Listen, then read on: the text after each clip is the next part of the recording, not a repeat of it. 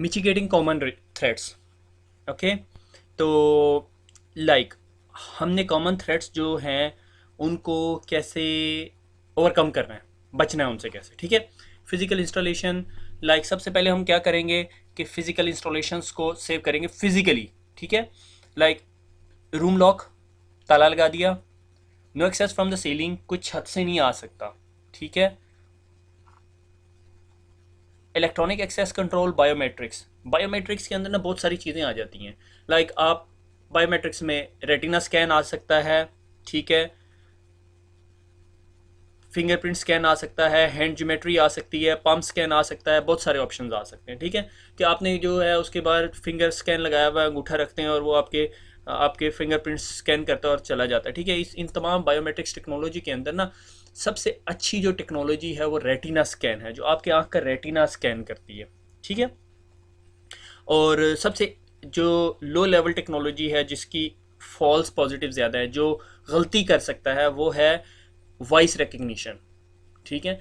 कि voice recognition आपकी जो सी है कोई भी आपकी वॉइस बना सकता है, गो कि वो इतना आसान नहीं है उसको सरकमवेंट करना, मगर फिर भी CCTV, close circuit TV camera, यानी आपने रिकॉर्डिंग चला रहे हैं तो आपने कैमरे लगाए हुए हैं कहीं पे, तो आपको पता चल रहा है कौन आपके डाटा सेंटर्स के अंदर आ रहा है। इसमें मेनली नेटवर्क सिक्योरिटी तो हर फील्ड में आती है, मगर इसमें मेनली आपके नेटवर्क की सिक्योरिटी या डाटा सेंटर की सिक्योरिटी डिस्कस हो रही है। HVAC, humidity ventilation and AC से पता नहीं क्या बनता है, एंड क्लाइमेट है मेरे ख्याल में, ह्यूमिडिटी वेंटिलेशन एंड क्लाइमेट मेरे ख्याल में, ठीक है। टेम्परेचर एंड ह्यूमिडिटी कंट्रोल, ठीक है। एच वैक लगी हुई है, एच वैक की फैसिलिटी है कि एयर कूलिंग भी है, हीटिंग भी है। अगर बाहर की कंट्रीज़ में तो कोल्ड और वार्म ऑयल्स और सारी ड्रामेबाजी, मगर मेनली इसमें टेम्परेचर कंट्रोल करना है आपने, ठीक है। Electrostatic and magnetic interference, magnetic interference जिस तरह आपकी बिजली की तार है वो नेटवर्किंग की तार के बिल्कुल साथ ना जा रही हो, ठीक है। इलेक्ट्रोस्टैटिक ये कि आपकी जो फ्लोरिंग है वो एंटी इलेक्ट्रोस्टैटिक हो ताकि करंट ना पड़े या आपके कैपेसिटर्स या छोटे जो सर्किट्स हैं वो डिस्ट्रॉय ना हो जाएं, ठीक है। नॉर्मली आपने देखा होगा जब वो कंप्यूटर या आपके किसी डिवाइस को कर रहे होते हैं, काम कर रहे होते हैं, तो आपको एंटी स्टैटिक जो सी आपने स्ट्रिप पहनी होती है, क्योंकि आपकी बॉडी के अंदर थोड़ा सा करंट होता है that can even destroy the ICs, ठीक है। यूपीएस एंड बैकअप जनरेटर, आपके पास यूपीएस होना चाहिए और जनरेटर होना चाहिए इन केस अगर बिजली चली जाए। पाकिस्तान है तो बहुत लाजमी है वो, पर हर डाटा सेंटर के अंदर होता है। Console connection and logged into any console port, ठीक है। 007, 007 वही जेम्स बॉन्ड, आपने फिल्मों में देखा होगा, जेम्स बॉन्ड जाता है किसी डाटा सेंटर के अंदर और वो वहाँ पे एक अपना लैपटॉप कनेक्ट करता है और वो पासवर्ड ब्रेक करके और पता नहीं क्या कुछ कर लेता है। कोई बड़ी चीज़ नहीं है, आप भी कर सकते हो अगर आप किसी डिवाइस के पास फिजिकली हो। अगर आप किसी नेटवर्क राउटर या किसी नेटवर्क स्विच के पास फिजिकली हो और आपके पास कॉन्सोल एक्सेस है, कॉन्सोल एक्सेस पहली वीडियो के अंदर मैंने आपको कॉन्सोल पोर्ट दिखाई थी जिसमें रोल ओवर केबल यूज़ होती है, तो आप भी पासवर्ड ब्रेक कर सकते हो, कोई बड़ी चीज़ नहीं है। पासवर्ड रिकवरी के नाम पे आप गूगल करो, आपको मिल जाएगा। बल्कि मैं अगर मुझे टाइम मिला तो मैं आपको वो लिंक भी दिखा दूंगा कैसे रिकवर करते हैं, ठीक है। वैसे हमारे सीसीएनए में है वो, ठीक है। एक नोट मैंने लिखा हुआ है, Lok is not a preventive control. जो आपने लॉक लगाया होता है ना वो प्रिवेंट नहीं कर सकता चोरी को, ठीक है। जिसने चोरी करने आना है उसने जेन बना के आया होना है कि भाई उसने ताला तोड़ना है आके, ठीक है। तो ये आपकी भूल है कि अगर आप सोच लो कि ताला जो सा उसे रोक लेगा, so you have to put some more controls in it. ताले के साथ आपने अलार्म लगाया हुआ है तो जिस तरह ताला टूटे अलार्म बजे शायद भाग जाए। लाइट जलाई होगी, लाइट ऑन हो जाए अगर कोई भी मोशन सेंसर टाइप की चीज़ें हो, तो there are lot of things in the market के भाई आप बहुत सारी चीज़ें हैं जो आप यूज़ कर लें और उसको उससे आपको सिक्योरिटी मिल सके। तो डिपेंड्स कि आपका सबसे बड़ा मसला ये होता है कि आपने खुद अपनी वैल्यूएशन करनी होती है कि आपका कितना डाटा है और उस डाटा को की वैल्यू कितनी है और उसको सेव कितना करना है, उसको सेव करने पे कितने पैसे लगाने हैं। ये ना हो आपने एक बाइसिकल सेव करने के लिए जो से हैं वो 10,000 रुपये के ताले खरीद लें, ठीक है। तो आपको खुद एवेल्यूएशन करनी होती है कि कितना डाटा है और कितनी आपने सेविंग करनी है। आगे चलते हैं। Reconnaissance attack, discover and mapping of system to gather information. जब आप कोई भी हैकर अटैक करने से पहले रेकोनाइसेंस अटैक करता है, आपके नेटवर्क को स्निफ कर रहा होता है, इंफॉर्मेशन गैदरिंग कर रहा होता है। लाइक कोई मैंने जो बताया था गली में बंदा खड़ा होकर देख रहा है कि आप कितने बजे जाते हो कितने बजे आते हो, ठीक है। Intruder looks for the vulnerable services. Vulnerability, vulnerability क्या होती है? वल्नरेबिलिटी की मैं आपको मिसाल देता हूँ कि आपका जो घर का फ्रंट का दरवाज़ा है ना, वो तो बहुत सेफ है, सामने से घर बिल्कुल किला लगता है। मगर पिछले वाली सड़क से आपका जो बैकयार्ड या पिछला गार्डन है, आपके घर के पीछे गार्डन है, ठीक है, उधर एक दरवाज़ा लगा हुआ है जिस पे छोटी सी आपने कुंडी लगी हुई है, और उस कुंडी के ऊपर जो को इजीली खोला जा सकता है, ठीक है, तो वो आपके घर की वल्नरेबिलिटी है, ठीक है। या आप कह लो कि अगर आप पड़ोसी के घर पहुंच गए हो जो इतना सेफ नहीं है, तो उसकी छत आपकी छत से मिलती है, वो आपकी छत पे आ सकता है, ये एक वल्नरेबिलिटी है, ठीक है।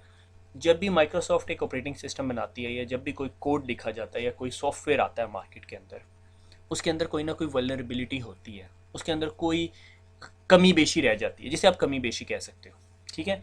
और हैकर को जब वो पता चल जाता है तो वो उसको एक्सप्लॉइट करता है, ठीक है। इस चीज़ को एक्सप्लॉइटेशन कहते हैं। कोई मेरे पास एसेट है, लाइक मेरा सिस्टम है, वो मेरा एसेट कहलाता है, उसके अंदर कोई कमी या बेशी आ जाती है, वो वल्नरेबिलिटी कहलाती है। कोई हैकर उसको एक्सप्लॉइट कर लेता है तो वो एक्सप्लॉइटेशन कहलाती है, और वो वल्नरेबिलिटी मेरा रिस्क बन जाती है, ठीक है, कि मैं कितना वल्नरेबल हूँ। अगर मेरे घर में घुसने के 4 रास्ते हैं, 3 तो मैंने बहुत सेफ किए हुए हैं, एक खुला है, तो मेरा रिस्क कम है। अगर मेरे घर में घुसने के 4 रास्ते हैं, 2 बहुत सेफ है, 2 वल्नरेबल है, तो मेरा रिस्क हायर हो गया, ठीक है। लाइकलीहुड एक और टर्म यूज़ होती है कि उस वल्नरेबिलिटी को एक्सप्लॉइट होने की कितनी पॉसिबिलिटीज़ है। यानी मेरे घर के जो 2 दरवाजे कमज़ोर हैं, यानी एक छत से आया जा सकता है और एक बैकयार्ड से आया जा सकता है पिछले रास्ते से, तो अब इस बात की कितनी पॉसिबिलिटी है कि लोग उसको ज़्यादा से ज़्यादा इस्तेमाल करेंगे, चोर आएगा। अगर आप किसी गांव में रहते हैं जिसमें हर एक बंदा दूसरे का ख्याल रखता है, तो पॉसिबिलिटी कम है, लाइकलीहुड कम है, कि लाइकलीहुड कम है कि ये वल्नरेबिलिटी एक्सप्लॉइट हो। मैं दोबारा कह रहा हूँ, अगर मैं गांव में रह रहा हूँ जिसमें कम आबादी है, हर बंदा दूसरे बंदे को जानता है, ठीक है, लाइक मस्जिद में कोई बंदा नहीं आया तो आपको पता चल जाता है यार वो बीमार है, ठीक है। तो आपके घर में अगर 2 रास्ते ऐसे हैं जिससे बगैर ताला तोड़े आया जा सकता है, तो मैं कहता हूँ कि लाइकलीहुड कम है कि वो वल्नरेबिलिटी एक्सप्लॉइट हो।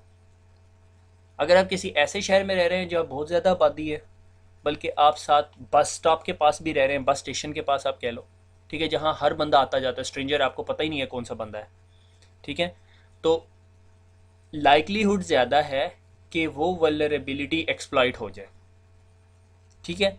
तो उसमें मैंने अब इन्वेस्टिगेट नेबरहुड को भी कवर कर दिया कि भाई आपने चेक करना है कि भाई पड़ोसी आपका देख रहा है कि भाई क्या हो रहा है या क्या नहीं, ठीक है। एक्सेस अटैक, एक्सेस अटैक क्या, ये भी कवर हो गया कि उसने पहले रिकग्नाइजेंस की, उसने पता कर लिया ठीक है ये घर है, चारों साइडों पे फिर फुर के पड़ोसियों के घर से भी देख दूख के सारा उसने सीन बना लिया, उसे पता चल गया क्या है। उसके बाद उसे पता चल गया जी छत से आ सकता है, तो अब वो छत से जब आपके घर के अंदर दाखिल हो जाएगा, इसका मतलब उसने उस वल्नरेबिलिटी को एक्सप्लॉइट कर लिया। तो हैकर क्या करता है, हैकर आपके नेटवर्क में आता है, आपके तमाम सर्वर्स देखता है, तमाम सर्वर्स देखने के बाद उनमें से उसे एक ऐसा सर्वर मिल जाता है जो में कोई वल्नरेबिलिटी होती है। लाइक माइक्रोसॉफ्ट अगर कोई ऑपरेटिंग सिस्टम देता है, ये बात हम लोग कर रहे थे बीच में मिस हो गई, तो उसके अंदर कोई पॉसिबिलिटी है कोई गलती आ जाए, तभी माइक्रोसॉफ्ट थोड़े अरसे बाद सर्विस पैक भेज रहा होता है। वो सर्विस पैक आपके पैचेज होते हैं। पैच की एग्जांपल घर वाली एग्जांपल से कैसे मैच होगी कि थोड़े अरसे बाद आपको पता चलता है यार ये जो पड़ोसियों की दीवार से बंदा आ सकता है छत से, आप दीवार बना देते हो बीच में एक, ताकि अगर पड़ोसी के घर से कोई आए तो वो दीवार फलांग के आए। फिर थोड़े अरसे बाद आप कहते हो नहीं यार इस दीवार के ऊपर ना वो शीशा लगा देते हैं, वो कटा हुआ शीशा नहीं पाकिस्तान में लगा हुआ होता दीवारों में, वो।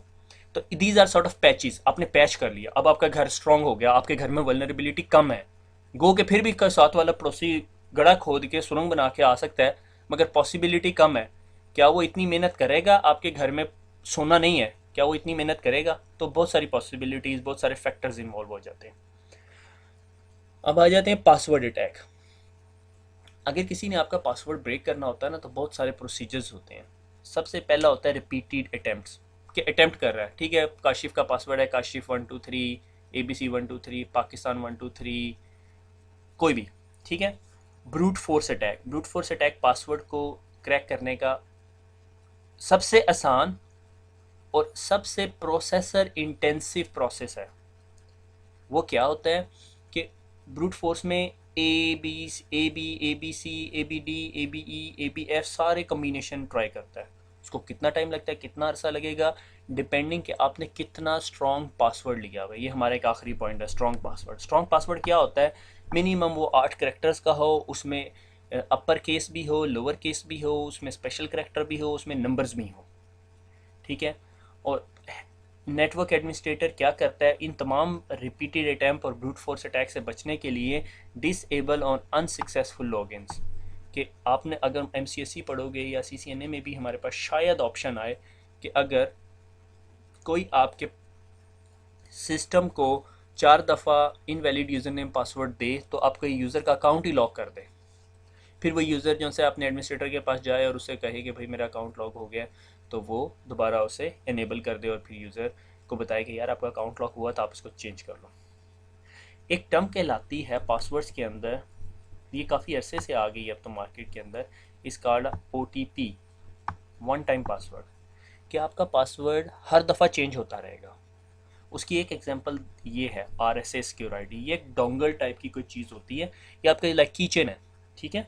इसके ये साइड पे टाइमर चल रहा होता है, ठीक है। ये टाइमर हर एक एक सेकंड के बाद ना ये गिरना शुरू हो जाता है। जिस तरह ये लाइक 1 2 3 4 5 है ना, तो लाइक 5 या 7 सेकंड के बाद ना ये यहाँ पे जो पासवर्ड आ रहा है ना, इसको चेंज कर देगा। हर 5 सेकंड में, हर वक्त चलता रहता है। इसकी लाइफ होती है, जब आप ये खरीदते हो ना RSA से, तो RSA बताता है इसकी लाइफ जो सी है ना 1 साल है। 1 साल के बाद आपको RSA से दोबारा खरीदना पड़ता है। ये आपका वन टाइम पासवर्ड है, इसके लिए सिस्टम लगता है, RSA का सर्वर लगता है। ये वन टाइम पासवर्ड है कि आपका पासवर्ड हर वक्त चेंज होता रहता है। अगर आपने मेरा ये पासवर्ड देख लिया एक दफ़ा एंटर होते हुए कि मैंने अभी पासवर्ड एंटर किया 159759, तो अगली दफ़ा जब मैं लॉगिन करूँगा तो ये पासवर्ड ये नहीं होगा, अगली दफ़ा कोई और होगा। इस पूरे की चेन या इस पूरे डोंगल या इस पूरे को क्या कहते हैं, RSA की स्ट्रोक या जो भी आप कह लो, ठीक है। नॉर्मली इसे हम RSA का फोब भी कहते हैं, FOB, ठीक है। ये जो है RSA का टोकन या फोब, टोकन भी टर्म्स यूज़ होती है, OTP token, RSA token. RSA एक ब्रांड है, कंपनी नेम है, ठीक है। तो इसकी ये खासियत होती है कि ये जो नंबर जनरेट कर रही है ये 6 डिजिट के, ये पूरे 1 साल के ड्यूरेशन में कभी ऐसा नहीं होगा कि ये नंबर 159759 दोबारा जनरेट करे। ये इसकी खूबसूरती है, ठीक है। ये जितने भी नंबर जनरेट कर रही है पूरे 1 साल के ड्यूरेशन के अंदर, कभी ऐसा नहीं होगा कि ये नंबर दोबारा जनरेट करे, ठीक है। तो इसे आगे चलते हैं, आगे चलते हैं। हो, ये आप देख रहे हैं, ये बहुत खुश हो रहा है जब मैं ये टॉपिक पढ़ाता हूँ, क्योंकि ये आप नेटवर्किंग के अंदर कोई भी बुक उठा लो, कोई भी बुक, ठीक है, और उसका पहला चैप्टर खोलो तो यही होगा, आपका वास्ता इससे पढ़ना। ये आप आज समझ लो, मैं समझा दूं तो ये मेरी और आपकी कामयाबी है। वो तबलीगी जमात वाले कहते हैं ना, हमारी और आपकी कामयाबी जैसे दीन में है, बेशक दीन में है। तो ये जी नेटवर्किंग सीखने की पहली और आखिरी का सीढ़ी जो है ना, एक कामयाबी इसी में है कि आपको ये OSI रेफरेंस मॉडल समझ आ जाए, ओपन सिस्टम इंटरकनेक्शन। OSI ना एक ISO इंटरनेशनल सिस्टम ऑर्गेनाइजेशन की ना सब कैटेगरी है जो ये स्टैंडर्ड्स बनाती है। आपने देखा होगा कुछ फैक्ट्री के आगे ISO सर्टिफाइड होती हैं, ठीक है। क्या होता था जब 1980s की बिगनिंग में, जब नेटवर्क्स बनने शुरू हुए, हर कंपनी का अपना ऑपरेटिंग सिस्टम होता था और नेटवर्क्स बनाने शुरू किए उन्होंने। लाइक यूनिक्स वालों ने अपना नेटवर्क बनाया, मैकिनटॉश वालों ने अपना बनाया, एक और कंपनी से माइक्रोसॉफ्ट वालों ने अपना नेटवर्क बना दिया। माइक्रोसॉफ्ट के कंप्यूटर माइक्रोसॉफ्ट के साथ काम करते थे, लाइनिक्स यूनिक्स के कंप्यूटर आपस में काम करते थे, मैकिनटॉश के आपस में कम्युनिकेट करते थे, ठीक है। अब मसला ये हुआ जब इन्होंने ये सारे नेटवर्क्स को आपस में जोड़ने की कोशिश की, नहीं हुआ, क्योंकि हर बंदे ने ना अपनी 1.5 इंच की मस्जिद अलहदा बनाई हुई थी कि अगर एक कंप्यूटर से डाटा निकलेगा तो दूसरे कंप्यूटर तक डाटा मैं इस तरीके से पहुंचाऊंगा, मैं इस तरीके से, मैं इस तरीके से। तो जब वो सिस्टम्स आपस में बात करते थे तो वो बात नहीं कर सकते होते थे, उनके लिए फिर एक एक्सपेंसिव गेटवेज लगाने पड़ते थे, ओल्ड टेक्नोलॉजीज, ठीक है। तो उन्होंने क्या किया, उन्होंने कहा क्यों ना हम सब दुनिया में जितने लोग हैं कोई भी एक ऐसी डिवाइस बनाए जिसने नेटवर्क पे कम्युनिकेट करना हो, नेटवर्क भी छोड़ दो, जिसने कम्युनिकेट करना हो, और वो ये स्पेसिफिक प्रोसीजर फॉलो करेगी, ठीक है। तो वो 1984 के अंदर ना, वो सारे 1984 के अंदर सारे इकट्ठे हुए और उन्होंने एक स्टैंडर्ड बना दिया, एक फ्रेमवर्क बना दिया, एक प्रोसीजर बना दिया, एक मॉडल बना दिया जिसे कहते थे OSI, open system interconnection reference model. ठीक है, अब ये क्या, आप ये सोच रहे हो कि APSTNDP क्या लिखा हुआ है, ये आपको स्लाइड के बाद समझ आएगी। ठीक है, आई होप ये मेरी आखिरी स्लाइड हो। तो एक स्टोरी बनाते हैं। ठीक है, अगर आपको ये स्टोरी समझ आ गई ना, आपको सारा कुछ समझ आ गया। ठीक है, अगर स्टोरी ना समझ आई तो फिर आप ये वीडियो दोबारा देख लें। मैं आप I will try to give it my best shot. ठीक है, अच्छा जी, हमारी एक कंपनी है और उस कंपनी के अंदर ना ये कोई 7 लोग काम करते हैं। सबसे टॉप पे जो भाई साहब है ना, उनका नाम है एंड्रयू। ठीक है, ये पाकिस्तानी नहीं है, इन्हें उर्दू भी नहीं आती। ठीक है, उन एंड्रयू साहब की जो सेक्रेटरी हैं वो है परवीन। परवीन के साथ जो काम करते हैं उनका नाम है सीमा, और नीचे तनवीर, नवीद, डेविड और पीएम। ठीक है, तो ये एंड्रयू साहब है ना, इन्होंने एक दूसरी कंपनी के साथ कम्युनिकेट करना है, उसको कोई लेटर लिख के भेजना है। तो इन्होंने क्या किया, एक लेटर लिख दिया, मगर ये साहब जो से हैं वो जर्मन है और उन्होंने जर्मनी में लिख दिया लेटर। अब उन्होंने ये लेटर अपनी सेक्रेटरी को दे दिया। उन्होंने कहा ये जी जो दूसरी कंपनी के साथ मैंने बात करनी है ना, उनको ये लेटर भिजवा दो या फाइल भिजवा दो। लाइक से 100 कागज़ों पे 100 पेजेस पे उन्होंने कोई चीज़ लिख के भेज दी। ठीक है, एक फ़ाइल प्रिपेयर कर दी, मगर वो जर्मनी में थी, जर्मन लैंग्वेज में थी। परवीन बीबी ने क्या किया, उस फाइल को लिया और उसको ट्रांसलेट कर दिया। किस लैंग्वेज में, उसे पता है दूसरी कंपनी में इंग्लिश चलती है या उर्दू चलती है। ठीक है, उन्होंने उस लेटर को क्या कर दिया, ट्रांसलेट कर दिया परवीन बीबी ने। ठीक है, और उसके बाद उन्होंने सीमा को कहा कि हमारी ये जो एक कॉन्फिडेंशियल फाइल है 100 पेजेस की, ये जारी है और आप दूसरी कंपनी के सेक्रेटरी को बता दो कि हमारा बंदा जुमेरात को या जुमे को शाम 6 बजे 5 बजे आपके पास फाइल लेके आ जाएगा, अपॉइंटमेंट फिक्स कर दो। इन सीमा बीबी ने ना दूसरी कंपनी को कहा कि जी हमारा बंदा आ रहा है और उसके पास ये फाइल होगी और आपने ले लेनी है। ठीक है, सारी अपॉइंटमेंट सेट कर दी। अब यहाँ से आगे जो ना, तनवीर साहब के पास फाइल आई। तनवीर साहब ने कहा कि जी ये फाइल है, और इन्होंने देखा कि ये अगर फाइल जो सा है ये लेके जा रहा है, जो भी बंदा लेके जाएगा, और वो जाते हुए गटर में गिर गया तो 100 के 100 पेजेस गटर में गिर जाएंगे, या कुछ भी हो गया, चोरी हो गया तो 100 के 100 पेजेस गिर जाएंगे। उन्होंने क्या किया, उन्होंने कहा भाई ये चक्कर नहीं है, इस फाइल को ना 4 पीसीज में डिवाइड कर दो। 25 पेजेस की एक फाइल, 25 पेजेस की एक फाइल, 25 पेजेस की एक फाइल, 25 पेजेस की एक फाइल, जाके 4 फाइलें। अगर एक भी फाइल ज़ाया होती है या कोई ख़राब होती है तो हमें दोबारा डॉक्यूमेंट ना प्रोड्यूस करना पड़े, फिर हमें सिर्फ 25 पेजेस ही प्रोड्यूस करने पड़े। बात समझ आ गई? ठीक है, तो इन्होंने ये काम किया, सेगमेंटेशन कर दी, यानी 100 पेजेस को उठा के 25-25 के चंक्स बना दिए, 4 किताबें बना दी, और अब वो 4 किताबें आगे नवीद साहब को पकड़ा दी। नवीद साहब ने कहा जी ये हमारे पास से जा रही हैं, तो उन्होंने अपना एड्रेस लिख दिया 2, और फ्रॉम में उन्होंने कर दिया नवीद साहब ने कि भाई हमारी तरफ से जा रही है, और 2 के अंदर उन्होंने दूसरी कंपनी का एड्रेस लिख दिया, और उसके ऊपर बता दिया कि भाई जो भी बंदा लेके जा रहा है उसके लिए एक इन्फॉर्मेशन चिट लगा दी, भाई तुम ऐसा करना कि वो पुल वाली साइड से ना जाना, क्योंकि ये सिक्योर डॉक्यूमेंट है और ट्रैफिक भी जैम है वहाँ पे, तुम दूसरे रास्ते से चले जाना। और उन्होंने फाइल उठा के डेविड को दे दी। डेविड साहब ने ना अपनी सील लगा दी कि रास्ते में अगर पीएन जोन सा है, जो भी पीएन लेके जा रहा है, वो अगर दूसरी कंपनी के साथ मिल गया या किसी तीसरी कंपनी के साथ मिल गया और वो खोलने की कोशिश करे तो हमें पता चल जाए फाइल खुली हुई है। ठीक है, और दूसरी कंपनी को पता है कि अगर ये सील टूटी हुई है तो वो लेगा नहीं। ठीक है, और उन्होंने वो जो फाइलें हैं वो उठाई और पीएन को दे दी।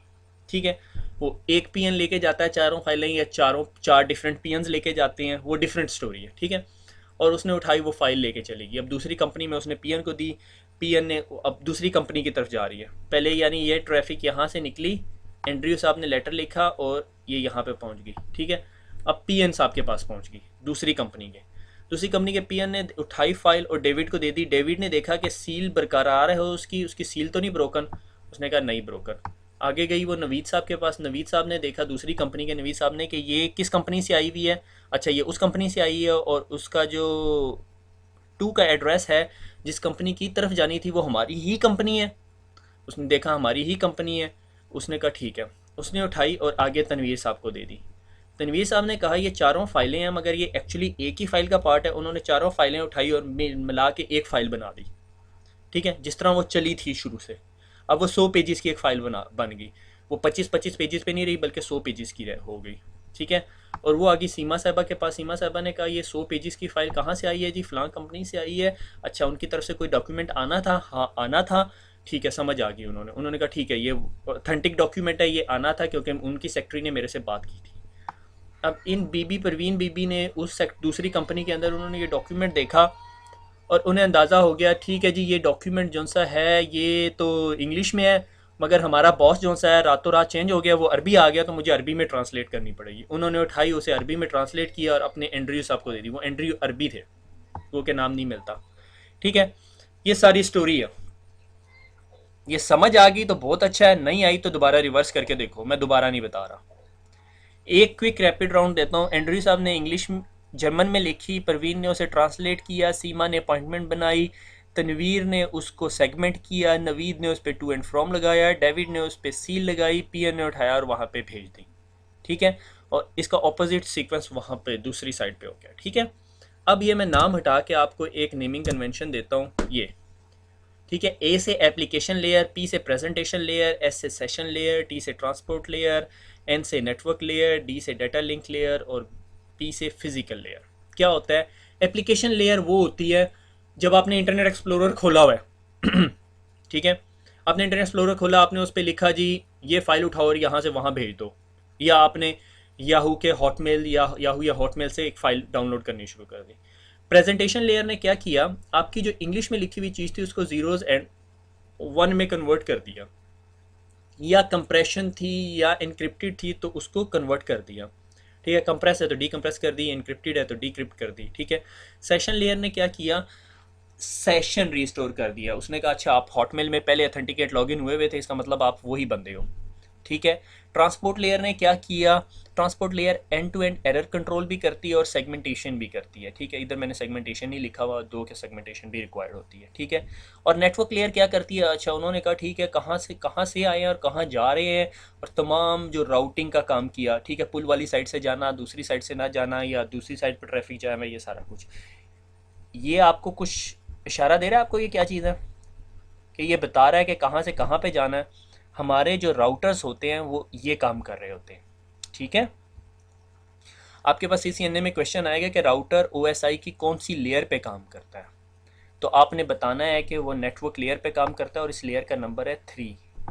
नंबरिंग, सॉरी मैं बताना भूल गया, नंबरिंग नीचे से ऊपर की तरफ चलती है 1 2 3 और टॉप लेयर का नंबर होता है 7, लेयर 7। ठीक है, application, presentation, session, transport, network, data link and physical.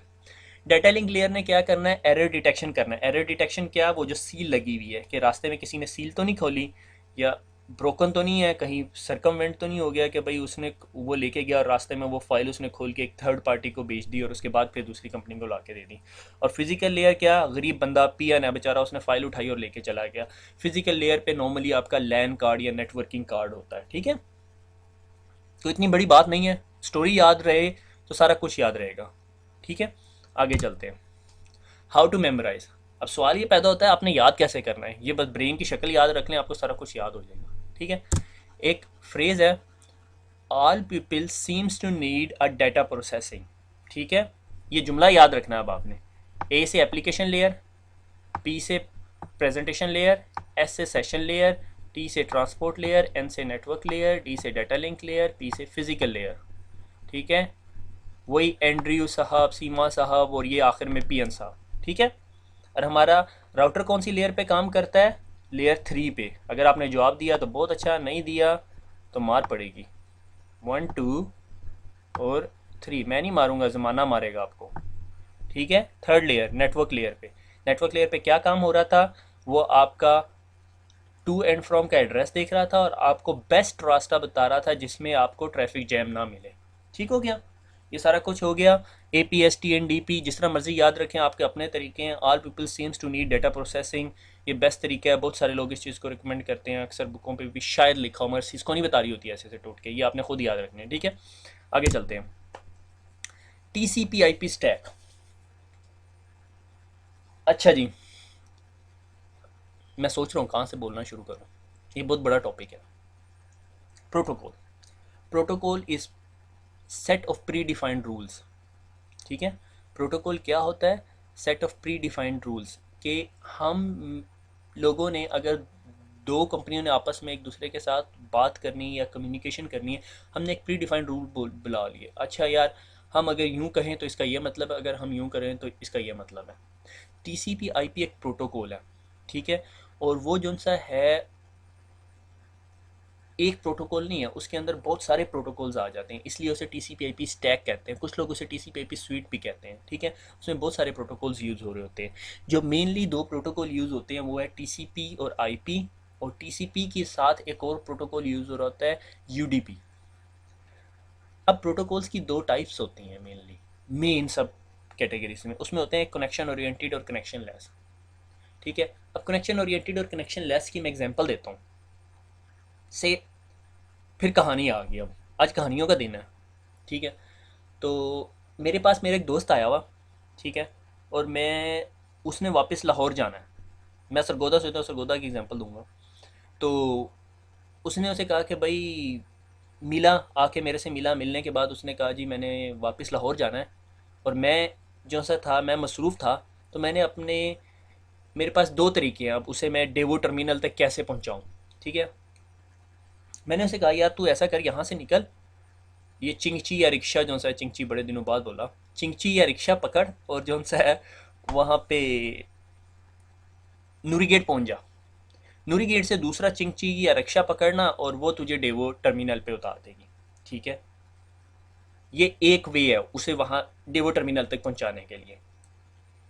दूसरा तरीका ये है, बल्कि दूसरे तरीके से पहले मैं बताता हूँ, कि जब मैंने उसे बताया कि यहाँ से तूने चिंगची या टांगा पकड़ना है और तूने नूरी गेट जाना है, नूरी गेट से दोबारा दूसरा चिंगची पकड़ना है और फिर वहाँ तूने डेवो टर्मिनल उतर जाना है, तो क्या मैं आधे घंटे बाद अपनी घड़ी देख के यकीन के साथ कह सकता हूँ कि वो मेरा दोस्त डेवो टर्मिनल पहुँच गया होगा, या मैं 4 घंटे बाद अपनी घड़ी देख के ये यकीन के साथ कह सकता हूँ कि यार वो लाहौर पहुँच चुका होगा। 2.5 घंटे लगते हैं सरगोदा से लाहौर जाने में, ठीक है, चलो 3 घंटे बाद मैं कह दूँ कि भाई वो लाहौर पहुँच गया, नहीं, ठीक है, क्योंकि मुझे कोई एक्नॉलेजमेंट या कोई कंफर्मेशन नहीं आई, ठीक है। कोई पता नहीं बेचारे गरीब ने वो चिंगची उल्टी साइड का पकड़ लिया, वो उसे कि सिला वाली साइड पे ले गई हो, ठीक है।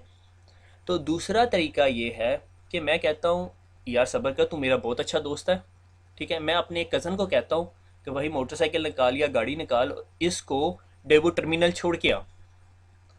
तो वो उसको अपने साथ बैठाता है और डेवो टर्मिनल छोड़ के आता है और वापस आके मुझे बताता है भाईजान मैं उसे छोड़ आया हूँ, ठीक है। तो मुझे यकीन हो जाएगा यार वो बंदा डेवो टर्मिनल पहुंच गया, अब आगे से डेवो लेके जाए या ना लेके जाए वो अलग स्टोरी है, ठीक है। तो क्या दो किस्म की कम्युनिकेशंस होगी, एक ये कि मैंने उसे भेज दिया, ठीक है, अल्लाह का नाम लेके चला जा बस तू, बाकी देखी जाएगी, ठीक है, पहुंच गया, नहीं पहुंचा ना पहुंचा, ठीक है। तो वो हुई कनेक्शन लेस कम्युनिकेशन, ठीक है। कनेक्शन लेस कम्युनिकेशन, मैंने कहा भाई यहाँ से निकल के चला जा, ठीक है, चला गया, मगर मुझे पता नहीं है वो पहुंचा या नहीं पहुंचा, ठीक है। वो 1 महीने बाद उसकी अम्मा का फ़ोन आया, भाई पुत्र हमारा आया था सरगोदा, वो किधर चला गया, तो फिर आपको पता चलेगा यार वो तो पहुंचा ही नहीं होगा बेचारा, ठीक है। फिर आप ढूंढते फिरोगे कि यार वो लास्ट टाइम किसने कहाँ देखा था, ठीक है। दूसरा कनेक्शन ओरिएंटेड कम्युनिकेशन, कि आपको पक्का पता है आंटी वो तो डेवो पहुंच गया था, ठीक है, कनेक्शन एक्नॉलेजमेंट आई। मगर कनेक्शन ओरिएंटेड कम्युनिकेशन में नुकसान क्या है या डिसएडवांटेज, या आप उसको कह दो ओवरहेड क्या है, कि आपको अपना एक बंदा यूज़ करना पड़ेगा, वो जाएगा, वो उसे वहाँ छोड़ेगा, फिर वापस आएगा, ठीक है, पेट्रोल लगा, पैसे ज़्यादा लगे, जो भी चक्कर है, रिसोर्सेज ज़्यादा कंज्यूम हुए। कनेक्शन लेस कम्युनिकेशन के अंदर रिसोर्सेज कम कंज्यूम होते हैं, ठीक है, ठीक है। इसकी एक और एग्जांपल यूँ ली जा सकती है कि मेरा कज़न उसे लेके गया, लेट हो गए, डेवो निकल गई, वो उसे वापस ले आया, ठीक है, क्यों, क्योंकि डेवो निकल गई, अब अगली डेवो कल जाएगी तो वो कल जाएगा, ठीक है ना। तो पॉसिबिलिटीज़, तो हमारा जो कनेक्शन ओरिएंटेड कम्युनिकेशन होती है उसके अंदर क्या होता है कि टीसीपी आईपी जो प्रोटोकॉल होता है वो कनेक्शन ओरिएंटेड कम्युनिकेशन करता है, मगर इसमें ओवरहेड्स होते हैं, वो डाटा उठाता है, दूसरी जगह पहुंचाता है, वापस आकर हमें एक्नॉलेजमेंट देता है कि डाटा पहुंच गया, अब अगला डाटा दो। कनेक्शन लेस कम्युनिकेशन क्या होती है, मैं डाटा फेंकता रहता हूँ, ठीक है, कॉन्टीन्यूस डाटा फेंकता रहता हूँ, डाटा वहाँ मिले ना मिले मुझे नहीं पता, बस मैं यहाँ से कॉन्टीन्यूस डाटा फेंकता रहता हूँ। इसमें क्या हो रहा है कि मेरे रिसोर्सेज कम, सीपी यूटिलाइजेशन कम कंज्यूम हो रही है, ठीक है। ये जो आपकी वॉइस की कम्युनिकेशन होती है ना नेटवर्क के ऊपर, वो हमेशा यूडीपी बेस्ड होती है, क्योंकि वॉइस में आप रीट्रांसमिशन नहीं करवाते, ठीक है। रीट्रांसमिशन से क्या मुराद कि मैंने आपको एक जुमला कहा हाउ आर यू 3 पैकेट्स में बन के गया, हाउ पहुंच गया, आर नहीं पहुंचा, यू पहुंच गया। अब दूसरे बंदे ने हाउ और यू सुन लिया और आर जोन सा है वो पहुंचा नहीं, बीच में करप्ट हो गया, और वो वॉइस वाला कहता है दोबारा भेजो, और भेज दिया, तो जुमला क्या बन जाएगा, हाउ यू आर। ठीक है, गो के वो जुमले का सेंस बन रहा है मगर रीट्रांसमिशन होती नहीं है वॉइस के अंदर। आपने देखा है जब आप मोबाइल पे बात भी कर रहे हो तो अगर कोई बीच में पैकेट ड्रॉप हो गया वो लफज का, तो वो दोबारा सुनाई नहीं देता आपको लफज ना, क्योंकि वो सुनाई देने लग जाए तो पता नहीं कितनी लड़ाइयाँ हो जाए, वो जुमला कहाँ से कहाँ बन जाए। तो इन शॉर्ट ये कि यूडीपी जो सा है वो कनेक्शन लेस कम्युनिकेशन करता है, और टीसीपी कनेक्शन ओरिएंटेड कम्युनिकेशन करता है। कनेक्शन ओरिएंटेड कम्युनिकेशन वो होती है जिसमें आपको एक्नॉलेजमेंट मिले, कनेक्शन लेस कम्युनिकेशन वो होती है जिसमें आपको कोई एक्नॉलेजमेंट नहीं मिलती।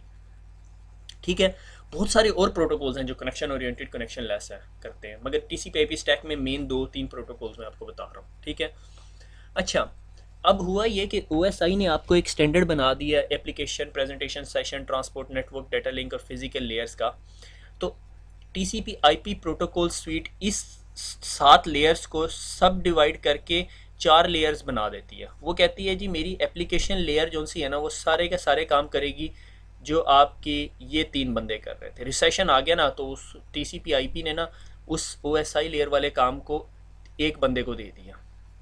उन्होंने कहा जी हम ऐसा सेक्रेटरी रखेंगे, ये ऐसा कंपनी का सीईओ रखेंगे जिसे ना सेक्रेटरी की ज़रूरत है और ना वो जर्मन लैंग्वेज बोलता है, वो जी अंग्रेज़ी उर्दू सारा कुछ बोल लेता है, वो खुद ही कॉल करके सेशन भी बना लेगा, दूसरी कंपनी के डायरेक्टर को कहेगा मेरा बंदा पहुंच जाएगा। ठीक है, उसने काम वो सारे कर रहा है मगर उसने उस पूरे के पूरे जो लेयर है उसको एक एक नाम दे दिया एप्लीकेशन लेयर। ठीक है, ओएसआई का एक स्टैंडर्ड है। ठीक है, लाइक एक कंपनी है वो कहती है जी हमने ये 7 चीज़ें फॉलो कर रही हैं, मगर उसने ये रिस्ट्रिक्शन नहीं दी है ये आप 7 काम 4 बंदों से लो या 6 बंदों से लो या 12 बंदों से लो। ठीक है, टीसीपी आईपी ने क्या किया, जिन्होंने टीसीपी आईपी प्रोटोकॉल स्टैक बनाया उन्होंने ये 3 फंक्शनैलिटी एप्लीकेशन लेयर में डाल दी। ट्रांसपोर्ट वाला काम जो तनवीर भाई जो काम करते होते थे वो जो सा उन्होंने उसी बंदे के हाथ रहने दिया, और नेटवर्क का जो काम करते थे जिस पे यानी राउटर हमारा काम करता था वो इंटरनेट उस लेयर को दे दिया, और डाटा लिंक और फिजिकल लेयर्स को नेटवर्क एक्सेस लेयर दे दिया। ठीक है, यानी आपको ओएसआई समझ आ गया, तो ये वही काम कर रहे हैं मगर कम बंदे काम कर रहे हैं। ठीक है, रिसेशन आ गया। ठीक है ना, पाकिस्तान में वो कहते हैं ना सेक्रेटरी भी हो टेलीफोन ऑपरेटर भी हो ये सारा काम करे। ठीक है, तो इस तरह के काम हो गया। टीसीपी आईपी ने ओएसआई लेयर मॉडल को अपनी तरीके से 4 सब लेयर्स में डिवाइड कर दिया, दैट्स इट, कोई परेशानी की बात नहीं है। 7 लेयर्स की 4 लेयर्स बन गई, काम वही हो रहे हैं सारा कुछ। शुक्रन, मेरा गला दुख गया। ठीक है, तो अगली प्रेजेंटेशन की स्लाइड्स बनी हुई हैं, तो देखता हूँ मैं कब हिम्मत कर सकता हूँ। मैं वादा नहीं करता कि मैं कल करूँगा क्योंकि उसमें आईपी एड्रेसेस में बहुत बोलना पड़ेगा। तो अभी मैं जाके स्ट्रेप्सिल्स लेता हूँ, तो फिर बाद में मिलते हैं, और आप लोग सब दुआओं में याद रखना। थैंक यू वेरी मच, अल्लाह हाफिज़।